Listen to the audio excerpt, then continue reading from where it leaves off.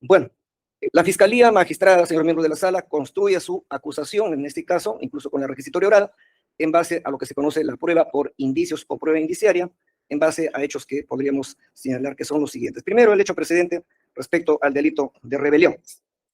Una reunión del 6 de diciembre del año 22, a las 21:49 se llevó a cabo una reunión entre el exmandatario José Pedro Castillo Terrones, Bessie Chávez Chino, el jefe del gabinete de asesores de la PCM, Aníbal Torres Vázquez, Willy Huertas Oliva, y el ministro de Comercio Exterior, Robert Helber Sánchez Palomino, en la que dichos ciudadanos idearon los actos preparatorios y ejecutivos para atentar contra los poderes del Estado, entre otros, disolver el Congreso de la República. Como hecho concomitante, el 7 de diciembre, siempre referido al delito de rebelión, tenemos que tener en cuenta, magistrados, un hecho que es vital para el curso de este proceso y de esta acusación. El 7 de diciembre estaba convocado una moción, discutir en el Congreso de la República una moción de vacancia contra el señor José Pedro Castillo Terrones. Consideramos que, digamos, es una falsedad lo que sostiene la Fiscalía, en el sentido de que en horas de la mañana, entre 3 personas, no estamos hablando de todos los acusados, solamente de 3 personas, se produjo una reunión en el Palacio de Gobierno entre el presidente del Consejo de Ministros, en aquel entonces, la presidenta del Consejo de Ministros, la señora Chávez Chino, y el jefe del gabinete de asesores de la PCM, Aníbal Torres Vázquez, conjuntamente, obviamente, con el señor presidente de la República, en donde ambos acordaron que había que disolver, entre otras instituciones, el Congreso de la República. Y que también a las 10:33 el señor ministro del Interior, ¿no? Acudió a la sede de la presidencia del Consejo de Ministros para reunirse con la señora Bessie Chávez Chino. Y que la presidenta del Consejo de Ministros estaba convocando a funcionarios a través de un mensaje de WhatsApp que decía, lo espero a las 10:30. Luego que a las 10:46, la señora Chávez Chino envió un mensaje a través de la aplicación WhatsApp al grupo denominado Gabinete Bicentenario, integrado por ministros de Estado y otros funcionarios, entre los que se encontraba el señor Aníbal Torres Vázquez, donde se lo convocaba para acudir de manera inmediata a la presidencia del Consejo de Ministros, que también ahí apareció el señor Sánchez Palomino, quien arribó después a las 11:11 a Palacio de Gobierno. Y luego que a las 11:40 el señor presidente de la República, Castillo Terrones, envió un mensaje en vivo a la nación difundido por los medios de comunicación. Luego, ¿qué ocurre después de la lectura del mensaje presidencial o mensaje a la nación? Dice la acusación fiscal, se acercaron al entonces mandatario José Pedro Castillo Terrones, la entonces premier Bessie Chávez Chino, y el entonces jefe del gabinete de asesores del despacho ministerial de la presidencia del Consejo de Ministros, Aníbal Torres Vázquez, quienes lo saludaron, dándole la mano en clara manifestación de su participación, aceptación y conformidad con el acuerdo y la decisión que tuvo para subvertir el orden constitucional.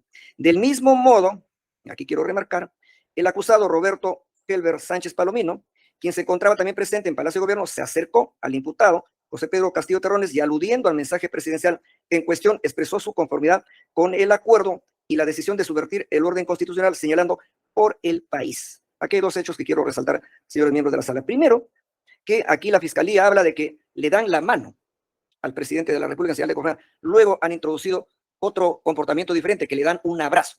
Bueno, aunque pudieran ser similares, pero aquí hablan que le dan la mano. Y eso es importante porque más después vamos a ver cómo algún testigo ha dicho que le dieron un abrazo. Pero ¿cuál es lo resaltante también en esta parte de lo que dice la Fiscalía? Que quien ha participado, dando su aprobación, ¿no?, su conformidad, su aceptación con el acuerdo, es nada menos que el señor Roberto Sánchez. Pero ya aparece un dato extraordinario. El señor Roberto Sánchez ya ha sido excluido del proceso por la Sala Penal Permanente de la Corte Suprema por la misma conducta. Vale decir, por la supuesta conformidad con el mensaje presidencial. Luego vienen los hechos posteriores al mensaje a la nación, que fue el 7 de diciembre. Según la acusación fiscal, el presidente de la República, aprovechando su condición de jefe supremo de las Fuerzas Armadas y de la Policía Nacional del Perú, se alzó en armas conjuntamente con los entonces ministros de Estado aludidos a fin de quebrantar el orden constitucional, imponiendo al país ilegalmente un gobierno de excepción. Luego, lo que ya hemos visto, que se acercaron al señor Castillo Terrones, quienes lo saludaron dándole la mano en clara manifestación de su participación. Pero como hemos dicho, aquí la Fiscalía no habla de un abrazo, que es distinto a darle la mano. Que también, por orden del entonces presidente de la República, Castillo Terrones, el ministro de Interior, Willy Arturo Huertas Oliva, sin cumplir con el orden jerárquico, dispuso que Manuel Elías Lozada Morales, en su condición de jefe de la 7ª Región Policial de Lima, refuerce la seguridad en casa de los padres de Aníbal Castillo Terrones, así como en los domicilios de Aníbal Torres Vázquez y de la ex premier de Sabe Chávez Chino, y que Lozada Morales había respondido conforme, y según la Fiscalía, eso evidencia un nivel de coordinación que mantenían los acusados, porque se había dispuesto que se les den seguridad en sus domicilios. Sobre el particular, mi patrocinado seguramente dirá su palabra al momento que le toque su autodefensa material, pero tomar como un indicio probado de participación delictiva en el delito de rebelión el hecho de que el presidente haya pedido que refuercen la seguridad de la casa de los padres, de él mismo, del presidente, así como los domicilios de Aníbal Torres y de la premier, eso podría interpretarse perfectamente como una cuestión de cortesía, porque el señor Aníbal Torres también había sido presidente del Consejo de Ministros, y no solamente la señora Chávez Chino, ¿no? Entonces, deducir que por el solo hecho de pedir que haya una protección domiciliaria, eso ya es un indicio de participación delictiva, eso es realmente forzar los hechos o los acontecimientos. Ahora volvemos a la imputación contra nuestro patrocinado.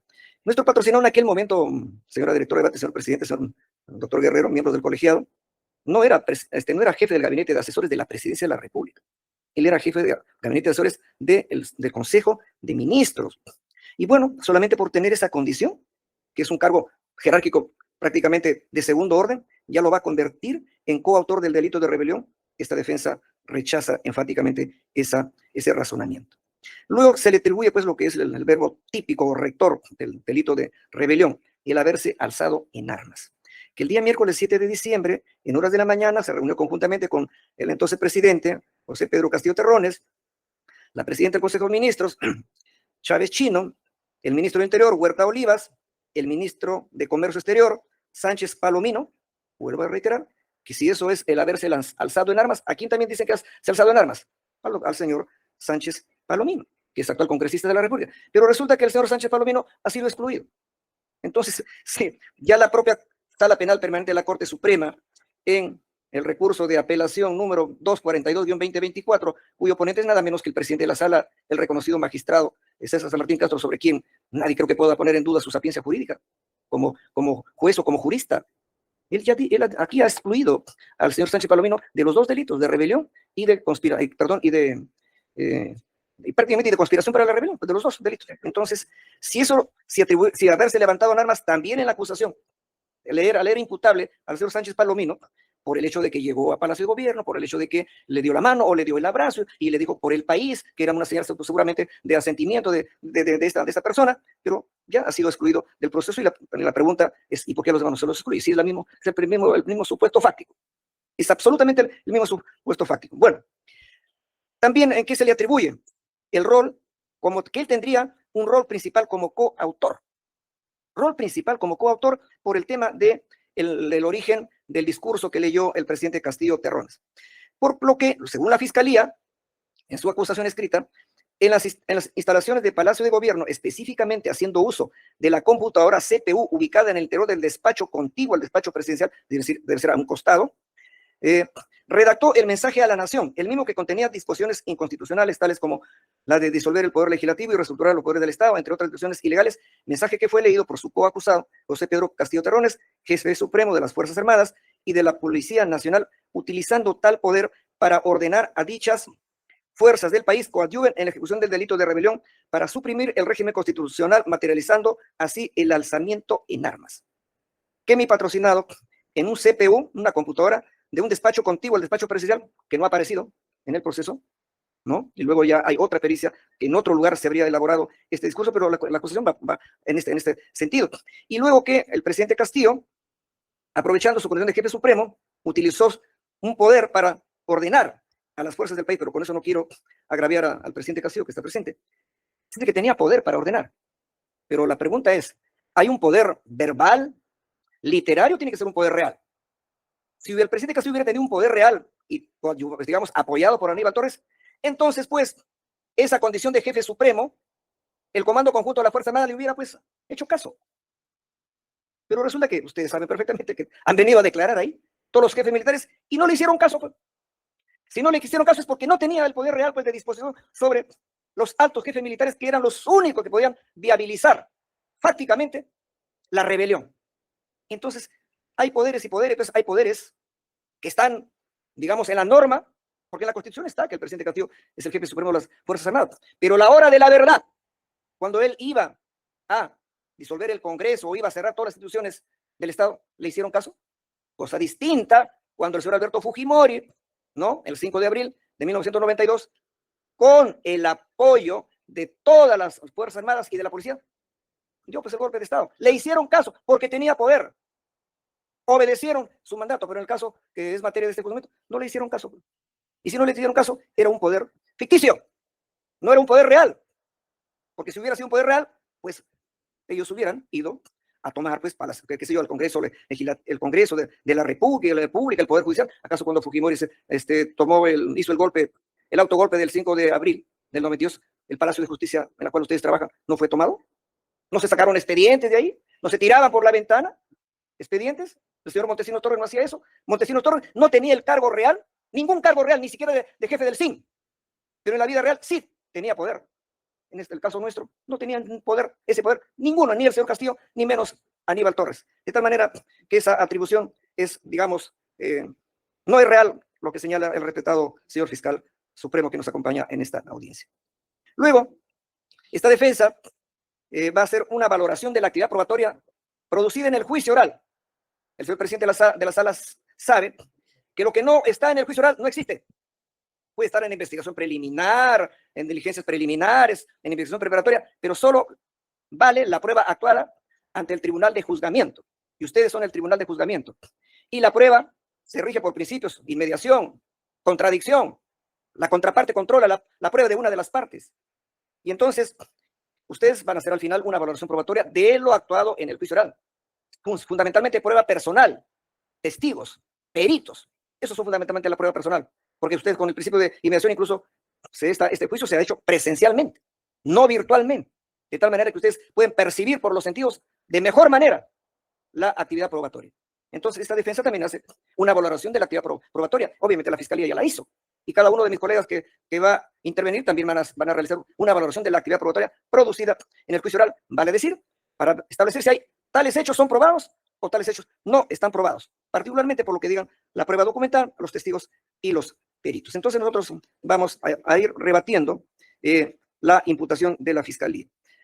Respecto al delito de rebelión, que ya no vamos a leer, que lo recoge el artículo 346 del Código Penal.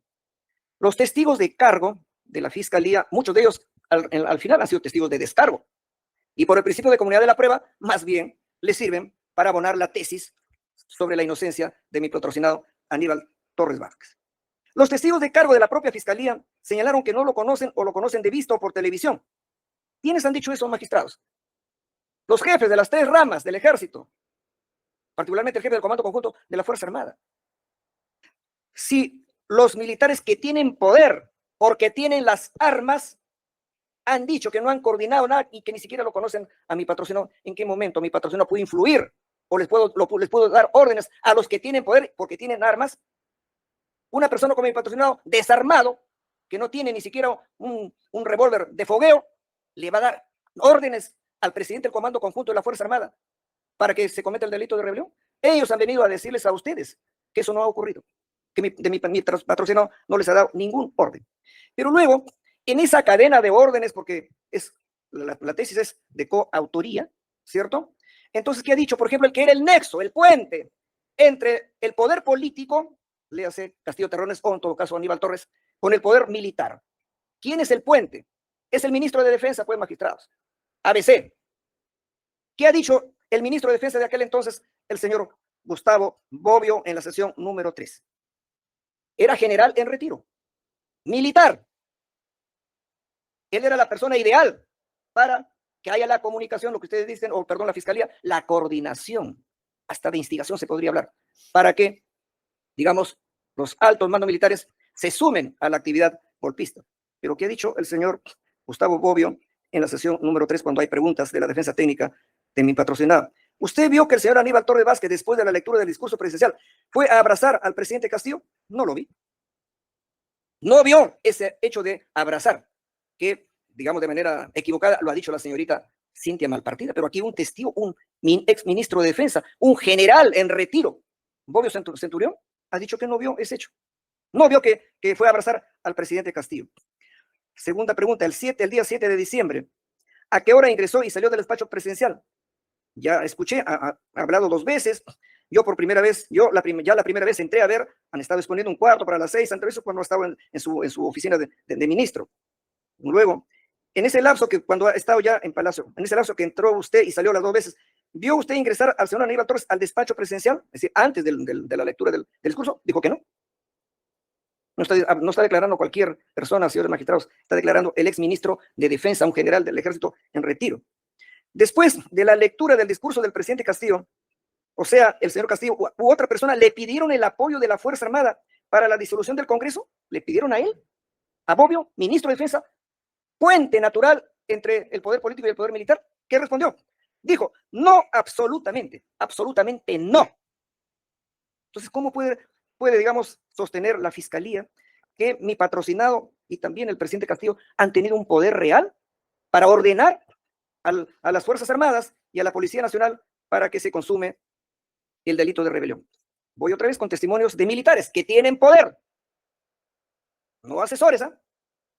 Testimonial de Lozada Morales.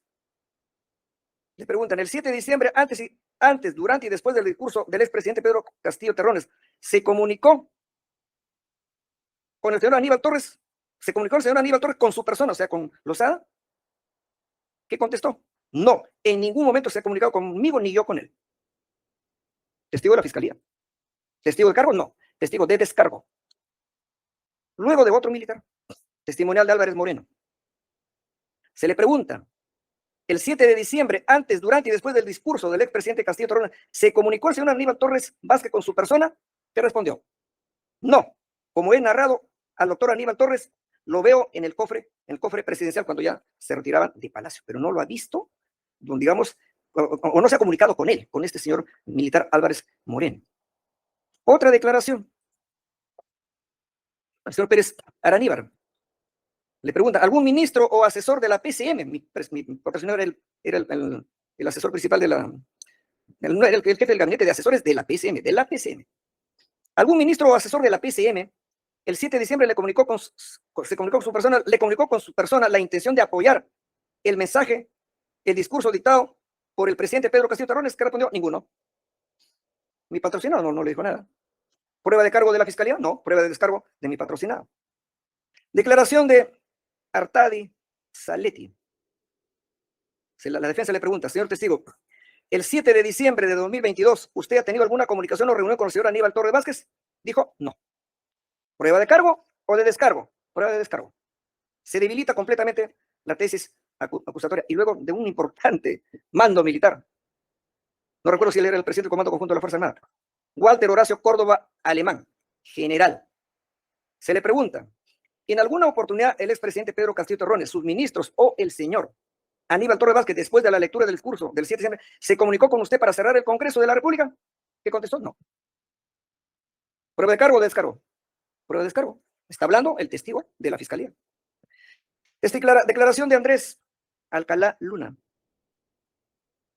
¿Usted mantuvo alguna comunicación o llamada con el señor Aníbal Torres Vázquez antes, durante y después del mensaje del expresidente Pedro Castillo Terrones el 7 de diciembre? ¿Qué dijo? Ninguna.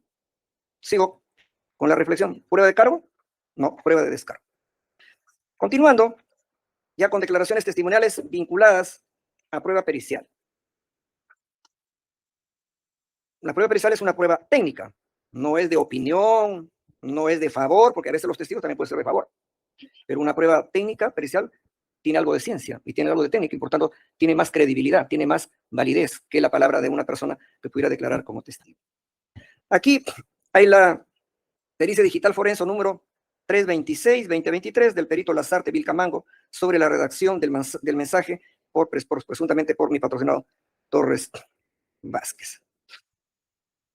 Aquí él ha trabajado en instalaciones de Palacio de Gobierno, específicamente haciendo uso de la computadora CPU, ubicada en el despacho, interior del despacho contiguo, del despacho pericial, redactor mensaje de la Nación, pero ya hemos visto que después ese lugar no era donde se había identificado o ubicado la computadora. Se le dice, por favor, el propio fiscal, representante del Ministerio Público, RMP, representante del Ministerio Público, por favor, ¿puede precisar de manera detallada sobre las conclusiones a que ha arribado el análisis digital forense 326-2022? Dijo sí. Primero se indica la identificación de este repositorio de almacenamiento, que es un disco externo, y luego va a una parte clave para nosotros. La muestra 10 en Palacio. Luego dice, en el segundo párrafo indicamos la cantidad total de archivos encontrados en esa copia forense, y luego lo que hemos subrayado nosotros. No se encontró información relevante a criterio del perito dentro del rango de fechas y archivos relacionados al presente hecho de materia de investigación con relación a este caso. A él le habían pedido que encuentre información relativa a qué? Al mensaje presidencial y sobre todo al contenido, porque se dice que mi patrocinado ha redactado el contenido. ¿Y qué ha dicho el perito? Que no se encontró información relevante, pues. Pues no encontraron la información relevante vinculada a la hipótesis de la fiscalía que en ese equipo se habría encontrado algo que vincule a mi patrocinado. Luego,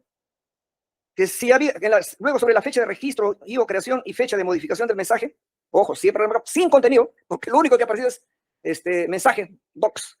Eso es lo único que hay. No hay transcripción de contenido ni nada por el estilo, para cotejarlo con el texto que leyó el señor Pedro Castillo. Pero no hay eso, pues. Entonces, no hay ni forma de acreditar eso. Aquí él ha desarrollado, ¿no? Como señala la flecha ahí que es una foto del mismo, qué es lo que se encontró y no hay nada incriminatorio a mi patrocinado. Luego él señala, ahí por ejemplo, el perito Lazarte, donde están los títulos de los archivos, y acá me parece que es donde resalto el contenido. Me parece que es el mensaje doc, claro, es docx. No sé si se puede desplazar. La fecha y hora creada, e incluso hay 6/12/2022. O sea, es las 6 de diciembre del 2022. La fecha y la hora modificada del 7/12, o sea, el día siguiente, el de diciembre del 2022, se encontró 2 registros justamente con esa fecha y con otra columna. Es otra fecha que también muestra el 7 de diciembre del 22 a las 6:42, y la última fecha y hora de creación, que son del 6 de diciembre del 2022, que serían a las 10 horas, o sea, a las 22 horas, o sea, 10 horas con 52 minutos y 52 segundos. Pero le pregunta si se ratifican esos datos, dijo que sí. Se le dice, la defensa técnica, se le dice, señor Lazarte, en sus conclusiones usted pone, existen 26.104 archivos de tipo documento, imagínese. Para entre esos 26.000 decir que ese documento, que ese archivo que decía docx, es justo el que mi patrocinador ha redactado y que además no hay contenido. Entre esa maraña de más de 26.000 archivos, se puede concluir que porque solo encontraron uno que decía docx, ya ese es el documento que contiene el discurso presidencial y que solo lo ha dado mi patrocinador. Obviamente, sin embargo, el propio perito ha dicho que no se encontró información relevante. No se encontró información relevante. Nada vinculado a eso. En esta acta, quisiera que usted lo pueda encontrar, a foca 139 se le sigue preguntando. Se hace una captura más cercana, mensaje doc, creado el 6 de diciembre a las 22 horas, luego que ha sido modificado a las 6:42 del día 7. Eso es lo que él ha dicho. Pero luego después con una información complementaria que es la 17, se va a aclarar mucho más por el tema de la diferencia de horario, por el meridiano de Greenwich que todos conocen. Contradicción y esclarecimiento de esta pericia.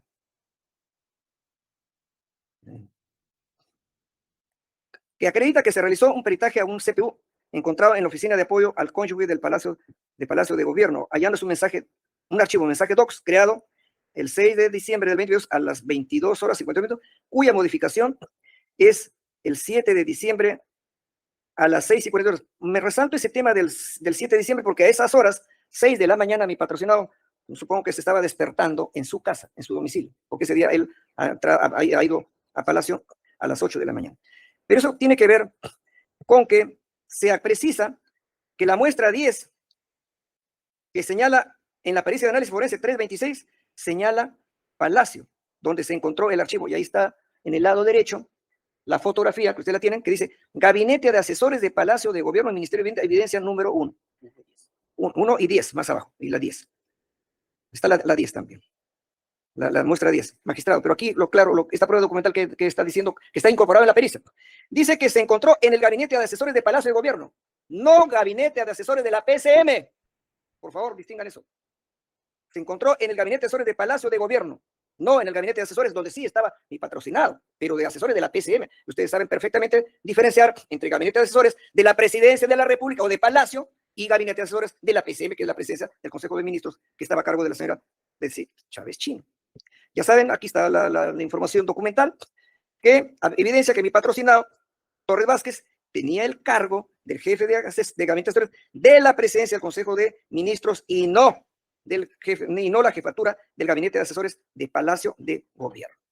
Entonces, estas son las contradicciones que se encuentran en esta pericia, y luego la muestra 10, pues ya está por lo que ustedes han visto, que esta muestra 10 fue recogida en el gabinete de asesores de Palacio de Gobierno, con lo cual incluso ya hasta desaparece la figura de la oficina de la primera dama, que sería la esposa del presidente de la República. Entonces, es decir, que el 6 de diciembre del 2022 se estaba registrando el archivo mensaje docs en una oficina del gabinete de asesores de Palacio de Gobierno, por lo que es imposible que mi patrocinado pueda estar en dos sitios a la vez y que él haya sido quien redactó el mensaje docs. Esto lo dice la propia pericia de la Fiscalía. Ahora, sobre las supuestas reuniones en horas de la mañana, que también sería un indicio, del 7 de diciembre, conforme a la acusación. El 7 de diciembre de 2022, fecha en la que se iba a someter a debate la moción de vacancia contra el entonces presidente mandatario José Pedro Castillo Terrones. Miren una cosa que lo hemos remarcado ahí, la propia Fiscalía subraya que ese día se iba a debatir la moción de vacancia. Así está en la acusación fiscal. En horas de la mañana se produjo una reunión en Palacio de Gobierno entre la entonces presidenta del Consejo de Ministros, Betsy Chávez Chino, y el jefe del gabinete de asesores de la PCM, Aníbal Torres Vázquez, conjuntamente con el entonces presidente de la República, José Pedro Castillo Terrones. O sea, está introduciendo que en la mañana del 7 de diciembre se han reunido los tres: Castillo Terrones, Chávez Chino y Torres Vázquez. Y para eso, la Fiscalía usa la declaración contradictoria, no coherente, del edecán de Palacio de Gobierno, el señor Matkovich. ¿Qué dice Matkovich? Que su memoria al parecer no estaba tan bien, porque dice: abogado de Aníbal Torres, ese documento puede señalar qué persona lo dejó en el escritorio del despacho presidencial antes de la lectura del mensaje. Matkovich: el señor Mendieta me lo entregó a mí, yo entré al despacho y dejé el documento en el escritorio. Sigue la pregunta. Usted en su declaración ha señalado que vio a las personas de Betsy Chávez Chino, y la directora le dice: ¿cuál es la pregunta? En su declaración señaló que el día 7, después que ingresa en su horario laboral, vio a Betsy Chávez Chino y a la señora Aníbal 2 o 3 veces al despacho presidencial. Matkovich: sí. Esta declaración, ya voy adelantando, esta declaración de Matkovich ha sido desmentida por una prueba irrefutable, con la visualización de la cámara 55 del Salón Dorado y la cámara 39 del Salón de Decanes. Porque en esta cámara se advierte que no existe ningún ingreso de mi patrocinado Aníbal Torres Vázquez en horas de la mañana, sino únicamente en los momentos previos a los cuales se iba a producir la lectura del mensaje. Vale decir, él entra a las 11:05 a.m.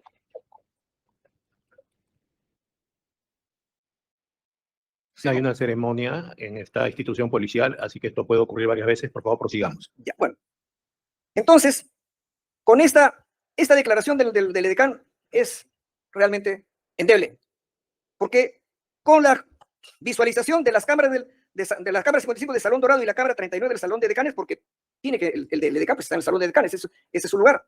Ahí lo único que se ha visto es que mi patrocinado ingresa a las 11:05 de la mañana, momento que ya no se va a estar elaborando el discurso, ni él va a estar llevando en un sobre de manila, en un folder, el discurso presidencial, ¿no? Entonces, esta declaración del señor Matkovich, del edecán, que la Fiscalía lo usa para incriminar a mi patrocinado, ha sido desmentida por una prueba irrefutable, como es el acta de visualización de las cámaras 55 y la otra que ya indiqué. Luego, sobre la modificación del mensaje docs, el 7 de diciembre del 22 a las 6:42, ¿no? Ya saben ustedes que a esa hora, pues mi patrocinado, imposible que esté a esa hora. Y luego, también tenemos ahí el cuadro del ingreso y salida de Aníbal Torres, de todos los funcionarios de la PCM. Y ahí está, el que está subrayado con rojo, que se refiere a Aníbal Torres, que ingresó a las 8:12 a Palacio. ¿Ya? Entonces, ha sido a las 8:12 a.m., es con la misma prueba documental. Entonces, es imposible que mi patrocinador haya modificado el documento DOX a las 6:42 de la mañana, antes de la fecha que él ingresó, su espíritu, que ingresó del doctor Aníbal, 2 horas antes, para modificar ese archivo. No es posible construir esa hipótesis de la Fiscalía. Luego vamos a la cámara 55 del Salón Dorado, también acta de visualización que se ha hecho el 20 de febrero del 2023, que corresponden al periodo horario de 00 horas a las 12 meridiano, o sea, a mediodía. Aquí que se acredita que el único ingreso que ha tenido mi patrocinador Aníbal Torres Vázquez es a las 11:05.49 segundos, desacreditando por completo la versión del EDK Marcois, quien señaló haber visto ingresar en horas de la mañana a Aníbal Torres Vázquez y Betsy Chávez Chino. La Cámara, magistrados, registra todo lo que pasa. La Cámara no miente. A la Cámara no se la puede manipular para que lo saque Aníbal cuando le conviene a la Cámara y lo ponga Aníbal cuando le conviene a la Cámara. ¿Qué es eso? La Cámara registra lo que es un hecho. La Cámara es una prueba documental porque registra hechos.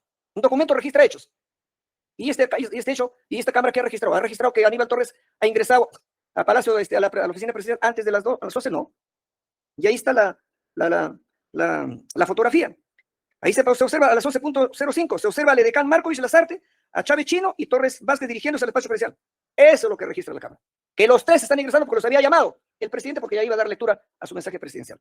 Entonces, esto es una prueba de descargo irrefutable respecto a que mi patrocinador no estuvo antes de las 11 junto con el señor Pedro Castillo. La Cámara 39, Salón de Decanes. También hay acta de visualización que se ha hecho el 20 de febrero. Esta prueba documental, ofrecida también por el Ministerio Público, acreditó más bien que mi patrocinador Aníbal Torres Vázquez no ingresó al despacho presidencial en horas de la mañana. El único ingreso fue a las 11:05, ¿no? Por Salón Dorado. Es decir, hay 2 cámaras, de Salón Dorado y de Decanes, y las 2 coinciden, porque las 2 cámaras no van a mentir, pues, ¿cierto? Y luego incluso en esta se advierte que han ingresado más de 63 personas, pero la Fiscalía no las ha identificado. Entonces, aquí en la fotografía, por ejemplo, de la derecha, porque de la izquierda están ingresando los 3, que ya mencioné, y en la derecha solo aparece, ¿no? Una persona de sexo masculino dirigiéndose al despacho presidencial, que aparentemente sería un personal de seguridad del Estado o de protección del presidente. Nadie más, no aparece ahí Aníbal Torres ni nada por el estilo. Entonces, como se caía la hipótesis fiscal que hace la Fiscalía, quiere arreglar el informe del perito que ya mencioné y ofrece una prueba excepcional que ustedes la aceptaron para corregir, ¿no? La hora de la última modificación del supuesto mensaje DOC sin contenido. Sin embargo, más bien esta aclaración, más bien aclara las cosas en favor de mi patrocinado. A ver, ¿qué le requiere el Ministerio Público como prueba y que después ustedes la aceptaron como prueba excepcional? El Ministerio Público le requiere al perito la ampliación del informe 326. ¿Ya? Ahí está el oficio, etcétera, etcétera, los mensajes, etcétera. Y luego dice, teniendo como fecha de creación el día 6 de diciembre a las 22 horas, de acuerdo a lo que se muestra en la imagen y siendo la última modificación con fecha 7 de diciembre del 2022 a las 6:42 minutos, que sería la modificación. Pero aquí viene el tema, pues, ¿por qué se ha pedido la aclaración? Porque por el tema de la diferencia de horario, por el meridiano de Greenwich, norte y sur, no es la misma hora en el Perú que en el meridiano de Greenwich. Entonces nos vamos a lo que dice el informe, bueno, que recoge la muestra 10, etcétera. Avanzamos a la aclaración respecto a lo solicitado. Se puede determinar que el archivo mensaje DOCS, se puede apreciar que en la visualización realizada mediante acta fiscal de fecha 14 de febrero, el archivo nacional es de fecha 7 de diciembre 2022 a las 11:42, la misma que correspondería a la zona horaria, la misma que se encuentra con 5 horas de diferencia.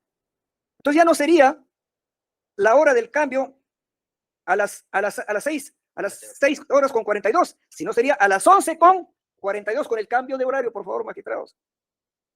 Y la pregunta es, si ese cambio se hace a las 11:42, ya creo que había terminado la lectura del mensaje del señor Pedro Castillo. Entonces, ¿en qué momento mi patrocinador va a modificar ese archivo? Más bien, esta aclaración es una aclaración en favor de mi patrocinado.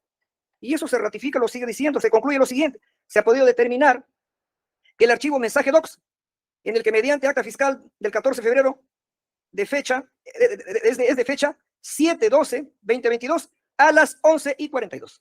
Esa es la fecha, la hora en que se hace la presunta modificación. Y esa hora ya había culminado, creo, ya la lectura. Estaba empezando, ¿no? En todo caso, imposible, pues, que mi patrocinador esté haciendo esa modificación. Pues. Entonces, ¿dónde quedaría algún indicio de que mi patrocinador ha elaborado, ¿no? Luego después incluso le han preguntado a usted por qué no mencionó el error en la zona de horario. Y él dice, no, yo contesté lo que me habían pedido. Y por eso que la Fiscalía después pretende corregir y pide, pues, esa ampliación. Y por eso que aparece el acta número 17. Luego también, en el alegato ya de la requisitoria final o la acusación final o el alegato de clausura del señor fiscal, ha aparecido otra hipótesis, de que entre la PCM y el despacho presidencial hay un túnel, hay un corredor clandestino oculto que nadie conoce y que por ahí se habrían comunicado y por ahí habrían transitado de ida y vuelta el presidente Pedro Castillo, el señor Aníbal Torres Vázquez. Y ahí está el cuadro, el croquis.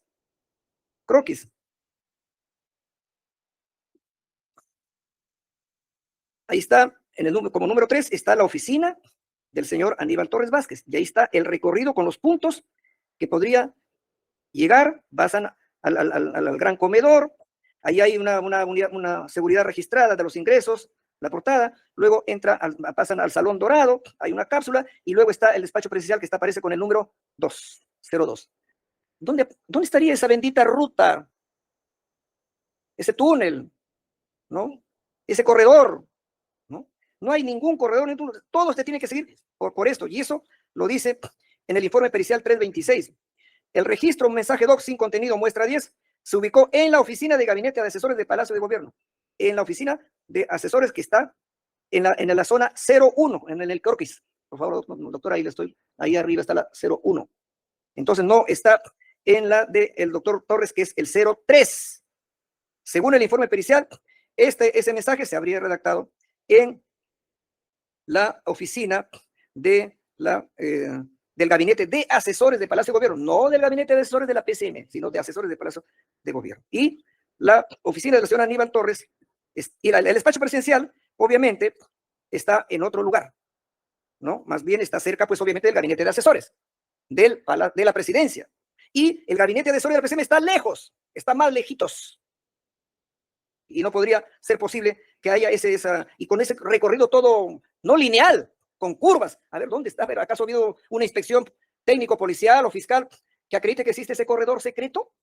Eso se ha introducido simplemente para salvar el tema de la coordinación, porque no está pues en las cámaras.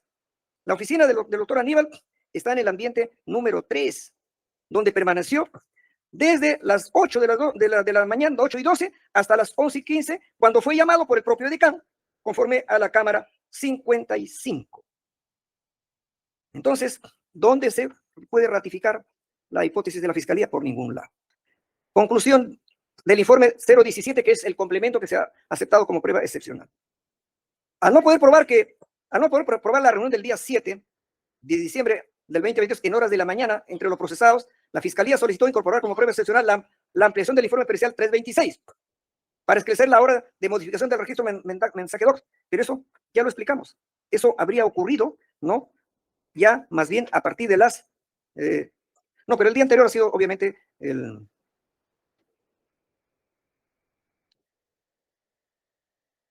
perito ya lo ha aclarado, que eso se debe a la modificación por el tema del horario, por los meridianos que hacen la diferencia entre los continentes. Entonces, esa modificación es el 7 de diciembre, a horas 11:42, cuando el presidente de la República ya estaba dando lectura al discurso, lo que evidencia que mi patrocinador no tuvo nada que ver con el supuesto mensaje doc X. Será cualquier otro mensaje, pero no es el que la Fiscalía le atribuye.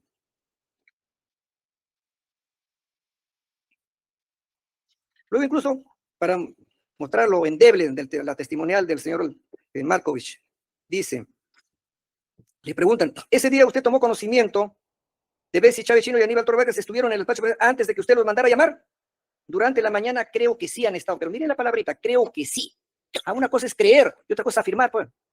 Porque con las cámaras, ellos en ningún momento han ingresado. Le vuelven a preguntar, ¿puede precisar si estuvieron antes de las 8:30? De acuerdo a mi declaración, sí, miren, qué osadía.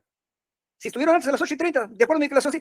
O sea, él va adecuando a su declaración. Como ya dije que sí, de acuerdo a mi declaración, sí, pero si antes de las 8:30 mi patrón no estaba, pues, él ha ingresado después de las 8:10. Entonces, esa testimonial es absolutamente endeble. Y luego le preguntan sobre el señor Mendieta, ¿no? Que él dice que le entregó el folder para entregarle al presidente. El señor Mendieta le entregó el folder para entregarle al presidente, pero le preguntan, ¿tiene conocimiento de qué es lo que contenía ese folder? Dijo que no. Entonces, si no conoce el contenido de ese folder, ¿de dónde se va a presumir que ese folder lo había hecho, contenía un discurso que iba elaborado ni patrocinado o algo por el estilo? Este mismo testigo ha dicho que no. También le vuelven a preguntar, ¿puede señalar qué persona dejó ese documento en el escritorio del despacho antes de la lectura del mensaje? Despacho y dejé el documento en el escritorio, lo que tiene correlación con lo que ya se leyó. Luego me preguntan, ¿hay un circuito de seguridad, o sea, cámara, para que ingrese al despacho presidencial? Dijo sí. Cuando vienen de la calle es por la prevención de desamparados, pero cuando vienen de la PCM pueden venir caminando por el Salón Dorado hacia la puerta del Salón Quiñones. Me detengo ahí, magistrados. Cuando vienen de la PCM pueden venir caminando por el Salón Dorado. Con esta frase, ¿qué descartamos? El túnel secreto, entre comillas. Un pasadizo. No tienen que pasar por este camino que él está señalando, porque es el edecán, el personaje más cercano en la vida diaria de un presidente de la República.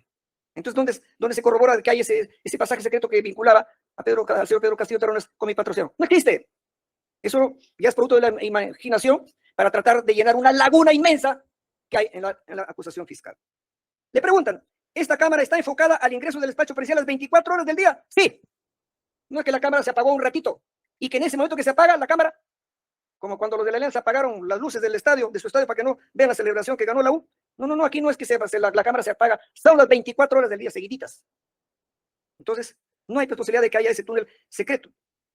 Le preguntan, el día 7 de diciembre usted a las 11:05 AM ingresa junto con Bessie Chávez y Aníbal Torres al despacho. Sí, pues. ¿Por dónde? Por el Salón Dorado. Entonces no habla de ningún corredor secreto. No hay ningún corredor secreto. Desbaratada la hipótesis fiscal. Luego, también le vuelven a preguntar sobre el señor Mendieta, que fue a verlo al presidente, y le pregunta, ¿qué le indicó que le quería entregar? Dijo, no, me dijo un discurso. ¿Recuerda si le dijo algo más? No. Ya había dicho antes el señor Mendieta que ese discurso era para la vacancia presidencial. Y también así lo vemos cuando ha declarado el señor Mendieta, cuando ha dicho que él desempeñaba función para el gobierno del presidente Castillo, como en mi condición del jefe de gabinete de asesores de la presidencia, no del jefe de gabinete de asesores de la PCM, que como les he dicho, es diferente. Vamos a la declaración un poco incriminatoria de la Fiscalía respecto a lo que dijo la señorita Cintia Isabel Malpartida, que es persona que trabaja en la televisión del Estado, TV Perú. Dice, en el tiempo en que estábamos preparándonos y alistándonos para salir en vivo, él le abrió su folder, o se refiere al presidente Castillo, sacó sus hojas y cuando estábamos a punto de dar el en vivo, él la sostenía en sus manos. ¿Recuerda un aproximado de cuántos minutos? Dijo que no quiere especular. Pero luego también le preguntan, ¿puede describirnos de dónde él recoge el papel que leyó? Se refiere al presidente. Dijo, cuando yo llegué, el presidente no tenía sus hojas en la mano, tampoco tenía la banda. El edecán le pone la banda, lo acomoda y él saca los papeles. Estoy casi segura de que de un sobre o un folder que estaba en su despacho, en su escritorio. Entonces él abre el folder y saque de ahí. Eso es lo que alcancé a ver.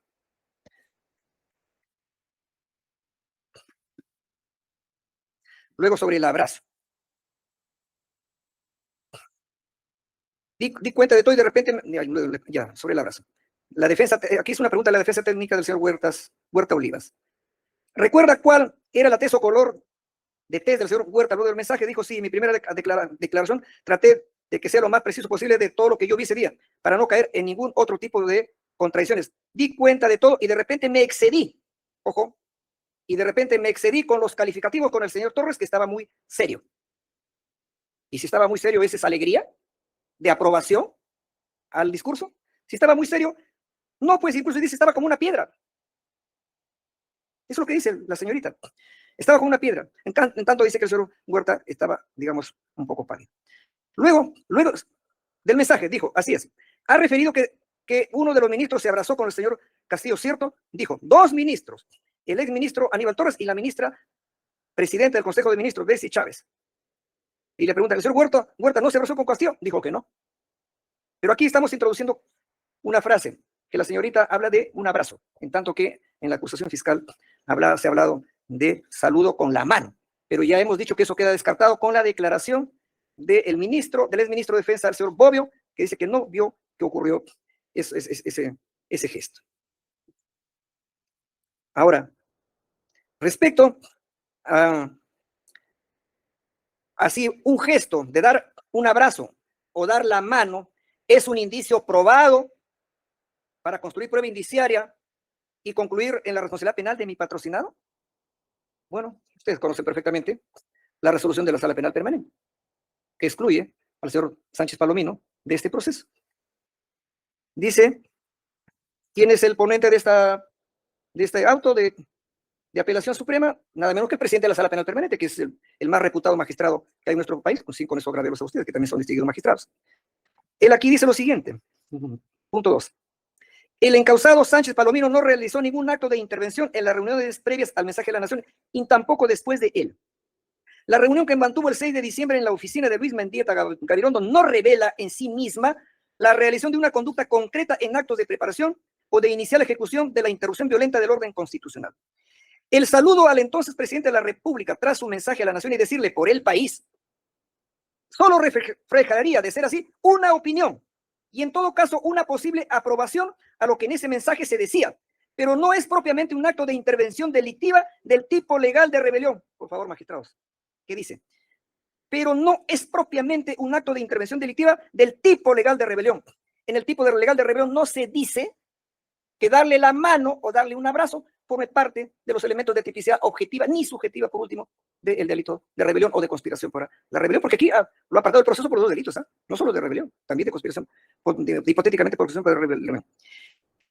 Esta última conducta no pertenece al género de comportamiento que el legislador pretende prevenir con el artículo 346, alzarse armas para variar la forma de gobierno. Ojo, esta última conducta, ¿cuál es la conducta? Darle un abrazo o darle la mano. Dice, no pertenece al género de comportamiento que el legislador pretende prevenir en el artículo 346, principio de legalidad. No se puede aplicar, pues, por analogía, elementos de tipicidad objetiva del artículo 346. ¿Quién lo dice? El presidente de la Sala Penal Permanente de la Corte Suprema de Justicia de la República. Agrega, la conducta en cuestión en sentido objetivo no desplegó un riesgo relevante en el sentido del tipo delictivo. No hay riesgo relevante, está hablando de la teoría de la imputación objetiva. No ha incrementado el riesgo. Expresar una conformidad con lo anunciado en el mensaje de la Nación. Ojo, expresar una conformidad con lo anunciado en el mensaje de la Nación en un primer momento no es nada típico, pues no cumple las condiciones técnicas legales para ello. Es un riesgo no típicamente relevante en términos cualitativos. Entonces, ¿cómo termina este auto de apelación? Declararon fundado el recurso de apelación interpuesto por el encausador Roberto Herbert Sánchez Palomino contra el auto de primera instancia de Fogastal, que declaró infundada la excepción de improcedencia de acción que dedujeron por el delito de rebelión y otros en agravio del Estado. En consecuencia, revocaron el auto de primera instancia, reformándolo, declararon fundada la excepción de improcedencia de acción que dedujo. Por tanto, sobreseyeron la causa incoada en su contra, archivaron definitivamente lo actuado seguido en su contra y levantaron las medidas de corrupción dictadas en su contra. Para la opinión pública que no comprenderá técnica legislativa o práctica judicial, una excepción de improcedencia de acción es una forma adelantada de absolver, aunque no haya propiamente una sentencia absolutoria, porque es antes del juicio oral como este, ya la Sala Penal Permanente de la Corte Suprema cerró el caso para el señor Roberto Sánchez Palomino. Cerró el caso y por los mismos supuestos fácticos que les acabo de comentar. Entonces, con una excepción de improcedencia de acción, se mata el proceso, muere de manera anticipada el proceso y la Sala Permanente lo mató al pronunciarse respecto a una apelación del señor Sánchez Palomino. Y la pregunta es, ¿y por qué a él sí? ¿Y por qué a los otros no? Si es el mismo supuesto fáctico.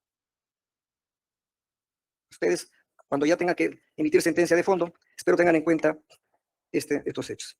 Sobre el tema de conspiración para la rebelión, como es un tema que lo debemos abordar porque ustedes anunciaron una desvinculación, ¿no? Para nosotros esto nunca tampoco ha existido porque en esa reunión del 6 de diciembre, en que supuestamente se habían hecho actos preparatorios para atentar contra los poderes del Estado, también se lo han atribuido a Roberto Sánchez, quien ha sido excluido del proceso. Y la misma fiscalía en su acusación hace mención que el día 7 se enfrentaba la tercera vacancia, la tercera moción de vacancia que estaba programada para las 15 horas, vale decir 3 de la tarde, para lo cual era obligación tener una reunión de carácter política. Los mismos imputados lo han reconocido, el señor Pedro Castillo lo ha dicho, todos han dicho que sí se han reunido, pero para eso, para discutir la tercera vacancia. Luego se han reunido para ver cómo estaba el tema de los votos para la vacancia, porque la fiscalía dice, ¿por qué tanto tiempo? Magistrada, son 130 congresistas, tienen que separar en una pizarra y en un cuaderno. La señora, cuando se leyó la declaración de la señora Betsy Chávez, dijo que en un papelito Aníbal Torres iba anotando rayita por rayita los votos de Fuerza Popular, tantos a favor, tantos en contra, porque aunque les parezca mentira, votos de Fuerza Popular también estaban en contra de la vacancia. Y luego, votos de Perú Libre, votos de Renovación, de todas las bancadas pues, que hay en el Congreso de la República, las que llegaron originalmente y todas las que se han formado después, porque ya no sé cuántas bancadas habrán ahora, porque ya no hay las originales. Pero estaban haciendo el cómputo y se va analizando pues en base a información que tienes, a ver cómo están nuestras relaciones con Renovación Popular, cómo están nuestras relaciones con Alianza para el Progreso. Todo eso van analizando, pues los asesores estarán opinando y eso demanda tiempo. Si hasta cuando hay una elección del presidente de la Corte Suprema se demora un tiempo, hasta que se contabilizan los votos. ¿Cómo no se van a demorar aquí para contabilizar 130 votos? Posibilidades aquí. ¿Y aquí habían llegado? La conclusión, que eso ya lo han dicho también. Habían llegado a la conclusión de que no habían los votos necesarios para la vacancia presidencial. Y si no habían los votos necesarios para la vacancia presidencial, ¿para qué tendrían que estar preparando o conspirando para cometer el delito de rebelión? Si no iba a prosperar la moción de vacancia. Ese era el pronóstico. Y el pronóstico creíble, confiable, porque lo habían hecho usando una de las reglas de la matemática, la suma, sumando y restando. Entonces, por eso es que se demoraron. Uno por uno tenían que ir viendo los posibles votos. Entonces, sobre la reunión que se dio en la mañana del 7, ya ha quedado desmentido la modificación del documento. Igual, luego, con las cámaras de Salón Dorado, la 55, que es prueba documental, solo registró el ingreso del señor Aníbal Torres a las 11 de la mañana y 5 minutos por expreso llamado del señor edecán del presidente de la República. Y volvemos a visualizar la cámara 55 del Salón Dorado, ¿no? Entonces, desmiente a lo que había dicho pues el señor Lazarte, que había visto ingresar a mi patrocinador a la presidencia, a la oficina de la presidencia, más en horas de la mañana, ¿no? Los únicos que han ingresado después ha sido con la señora Chávez Chino. La cámara 39, es de los edecanes, ya la comenté también. No es ninguna prueba de cargo a favor de la fiscalía, más bien es una prueba de descargo de mi patrocinado. Es imposible que Aníbal Torres Vázquez haya modificado el mensaje DOC, que dice la pericia digital forense 326, y eso se ha corregido con la informe pericial ampliatorio número 017-2024, que señala que hubo un error y que la hora de modificación ya no era las 6:42, sino las 11:42. A esa hora, el señor Castillo ya estaba leyendo el mensaje presidencial, que además él lo ha dicho. Con hidalguía, yo asumo las consecuencias de ese mensaje. ¿Y por qué le van a negar que él también lo podría haber redactado? ¿Qué? ¿Es un inválido? Eso es insultar al expresidente, o al señor Pedro Castillo Terrones. ¿Por qué no podría redactar un mensaje presidencial? Y él ha dicho, ninguno de los que están acusados tienen responsabilidad en este hecho, lo ha dicho, cuando ha podido hablar. Y entonces, si él ha dicho que él asume la responsabilidad del mensaje, ¿para qué siguen distribuyendo esa redacción entre los distintos acusados? Entonces, eso ya ha quedado perfectamente aclarado, señores miembros de esta sala. Bueno, también alguna parte teórica de repente es necesario. No, se ha dicho que si no es rebelión consumada, podría ser tentativa consumada. Nosotros cuando hicimos el alegato de apertura ya dijimos, lo comenté, sería en todo caso pues tentativa inidónea. Porque si no tenían el respaldo de la Fuerza Armada, de la policía, ni siquiera una movilización masiva afuera pues de 20,000, 30,000 manifestantes. No, los que estaban afuera manifestándose tanto en la Plaza Bolívar como en la Plaza Martín, no creo que no pasaban de 200 personas, pero ellos iban a respaldar esa tarde para que no se declare la vacancia. Por eso estaba la gente ahí. La gente no estaba convocada para una rebelión, que se autoconvoca, dígase de paso. Yo no, la fiscalía no ha prestado ninguna prueba que el presidente Pedro Castillo haya hecho una convocatoria por algún medio a que vayan a la Plaza Bolívar o a la Plaza Martín para que lo respalden en sus delitos de rebelión. No hay ninguna convocatoria. Entonces, esa prueba pues, es inidónea, señores magistrados. ¿Y por qué es inidónea? Porque por la impropiedad del objeto pues, que se está usando, solamente un discurso presidencial, ¿no? Por ejemplo, sería una prueba inidónea, yo que soy de Huancabamba, donde hay el curanderismo, y hay también los brujos hechiceros que hacen males, que piden, tráeme una fotografía de la persona que tú odias. ¿Y qué hace el brujo, el malero, el hechicero? Con un alfiler le pincha el corazón. Entonces, ¿Qué mensaje está dando? A que quiere matar a esa persona. Pero yo digo, pues querer matar a una persona aborrecida, atravesando un alfiler a la altura del corazón en una foto, ¿sería un instrumento idóneo para matar verdaderamente, para cometer el delito de homicidio? No, pues. Eso solamente para los que creen en el curanderismo, ¿cierto? No hay, pues, prueba, no hay, digamos, tentativa idónea, es inidónea, impropia, lo que se llama el delito imposible. Delito imposible. Luego, sobre conspiración para la rebelión. No voy a decir ya el texto del tipo penal. ¿En qué me apoyo? Una sentencia por un caso de rebelión del Perú. No vamos a ir a la sentencia de Barcelona, por el caso de la Generalitat, cuando se quieren independizar de la monarquía española, con toda razón que la tienen. Bueno, ya no voy a referirme a eso. Voy a referirme a una sentencia de nosotros, del Perú. Sala Penal Permanente, recurso de nulidad 1600-2007, Lima, 18 de junio de 2008. Acuérdense, para los que no son abogados, los que nos están escuchando, antes no había recurso de apelación cuando hay una sentencia condenatoria. Como estamos con el Código de Procedimientos Penales de 1940, que todavía queda rezagos ahí, por eso hay los juzgados en liquidación, no sé cómo les llaman, incluso una sala penal de la Corte Suprema es una sala en liquidación que está viendo casos que vienen del Código de 1940. Ahí el proceso, hay una sentencia que la hace una sala superior, dicta una sentencia y contra esa sentencia hay un recurso que se llama de nulidad, que va directamente a la Suprema. En realidad es un recurso de apelación. Ahí no hay casación. En ese recurso de nulidad, que es el que estamos aquí viendo, ¿quién es el ponente de este recurso? Nada menos que el presidente de la Sala Penal Permanente, en aquel momento, el doctor Hugo Sibina Hurtado, un destacado jurista, respetado magistrado del Poder Judicial. Aquí es el caso que también se había estado, ya no estoy hablando del golpe del 5 de abril que fue exitoso, ahí que va a haber conspiración ni nada, ya fue todo consumado. Aquí han habido tentativas también de rebelión, ya después del golpe de Fujimori, ya después del año 2000.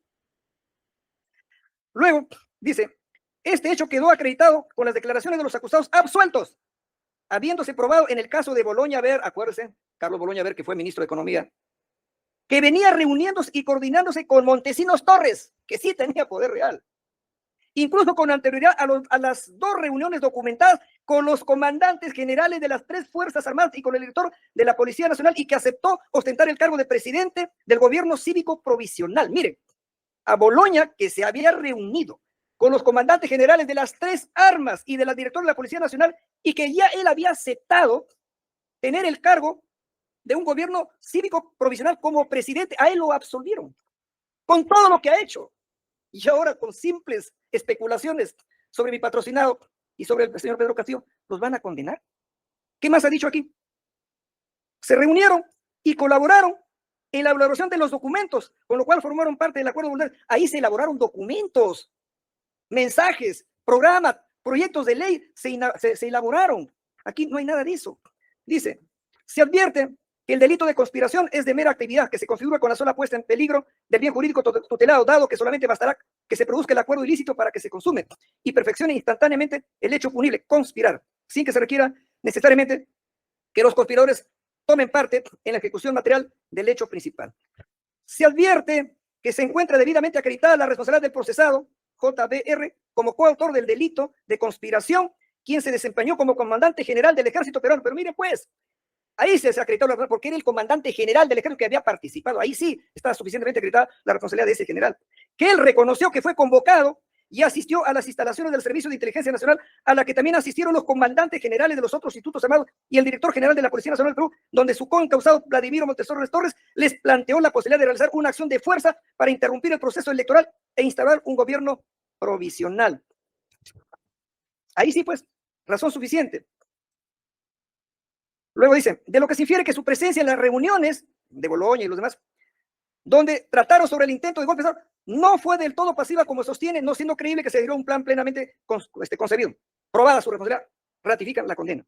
En cuanto al extremo absolutorio, que es la parte final que voy a comentar, o sea, de Boloña y otros, en cuanto al extremo absolutorio de la sentencia relativa al delito de conspiración para rebelión, cabe señalar que en el curso del proceso solamente se ha podido corroborar que los encausados XXX participaron elaborando los documentos que servirían, miren, elaborando los documentos que servirían de sustento para los planes golpistas. Sin embargo, dicha intervención no resulta suficiente para ser considerados conspiradores, ya que solamente se desempeñaron como asesor político y asesor externo de la alta dirección del Servicio de Inteligencia Nacional. En igual situación se encuentra el procesado Boloña Ver, aunque fue designado como presidente cívico provisional.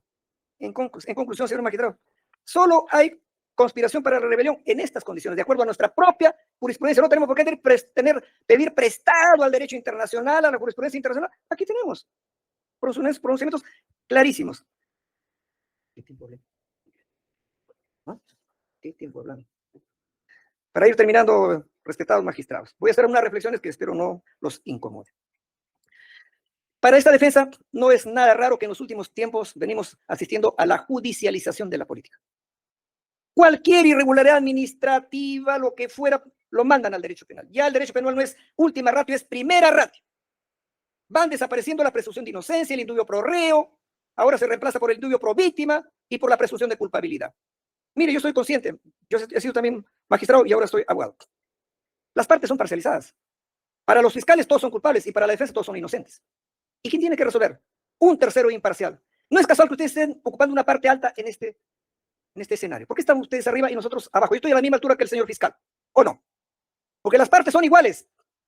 Es el pleito jurídico entre la fiscalía que acusa y la defensa que resiste, que defiende la libertad. ¿Y quién es el que tiene que resolver? Un tercero imparcial, que son ustedes. Y por eso ustedes están arriba, porque están por encima de las partes, porque no deben estar parcializados. Las partes están parcializadas. Mi alegato es parcializado, pues. Pero ustedes no pueden estar parcializados, ni con la fiscalía ni con nosotros. Tienen que resolver en base a lo que resulte de este proceso. No vale lo que se dice, vale lo que se prueba en todo proceso judicial, incluidos los procesos civiles, etcétera, con mayor razón en el penal. Entonces, ¿hay el triángulo procesal, pues o no? Metafóricamente. En la cúspide, en el vértice, está el juez. Y en las bases están las partes parcializadas. Yo invoco a que ustedes actúen como jueces imparciales y no se presten a judicialización de la política, a los juicios paralelos que ya los tienen condenados, a todos los que están ahora acusados. Ese es el principal riesgo para la independencia de los juicios paralelos, para que entonces ya juicios ya los medios de comunicación ya los condenan. Y luego, eso se llama lawfare, pues, la guerra judicial. Eliminar a los opositores políticos, y ya vemos cómo han hecho últimamente para no hablar hasta en términos personales. Eso es lo que están haciendo. Y también me preocupa. Nosotros hemos aprendido, como abogados, la teoría o la figura del silogismo jurídico. Premisa menor, hechos. Premisa mayor, norma que se aplica, que se subsume. Y la síntesis, que es la conclusión, que es la sentencia. Eso en términos de lógica dialéctica puede ser tesis, antítesis y síntesis. La tesis es el que afirma, la fiscalía, que acusa.